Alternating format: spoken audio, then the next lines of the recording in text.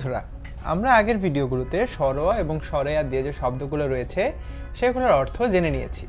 এবার চলো এই ভিডিওতে হ্রস্ব উ, দীর্ঘ উ, ক এবং খ দিয়ে যে শব্দগুলো রয়েছে সেগুলোর অর্থ জেনে নিই। আমরা প্রথমে দেখতে পাচ্ছি উজির শব্দটি, যার অর্থ মন্ত্রী। উতলা শব্দটি দেখতে পাচ্ছি, যার অর্থ ব্যাকুল কিংবা অস্থির। উষা শব্দটি দেখতে পাচ্ছি, যার অর্থ ভোরবেলার সূর্য। তাহলে বন্ধুরা দেখো, আমরা কিন্তু এখানে হ্রস্ব দিয়ে তিনটি শব্দ দেখলাম এবং তিনটি শব্দের অর্থ জেনে নিলাম। ভোরবেলা সূর্যকে বলতো কি বলা হয়? ভোরবেলা সূর্যকে বলা হয় উষা। দীর্ঘ দিয়ে দুঃখিত বন্ধুরা, দীর্ঘ দিয়ে কিন্তু এখানে একটি শব্দ রয়েছে, যেটি হচ্ছে ঊর্ধ্ব, যার অর্থ উপরের দিক। এবার দেখো, আমরা এখানে দেখতে পাচ্ছি এক্ষুনি শব্দটি, যার অর্থ এখনই কিংবা একটুও দেরিতে নয়। তারপর দেখো, আমরা এখানে ক দিয়ে তৈরি যে শব্দগুলো সেগুলো দেখতে পাচ্ছি। কারুকাজ, যার অর্থ সুন্দর কাজ কিংবা শিল্প।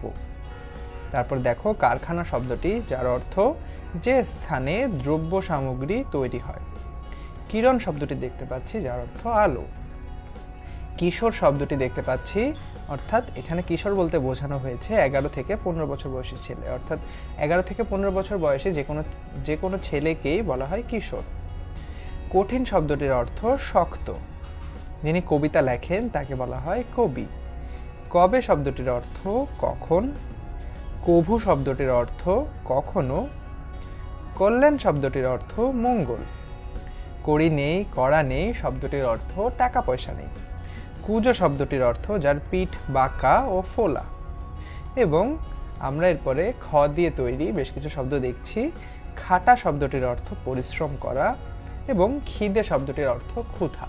তাহলে বন্ধুরা, আমরা কিন্তু এখানে হ্রস্ব, দীর্ঘ, ক এবং খ দিয়ে তৈরি শব্দগুলোর অর্থ জেনে নিলাম।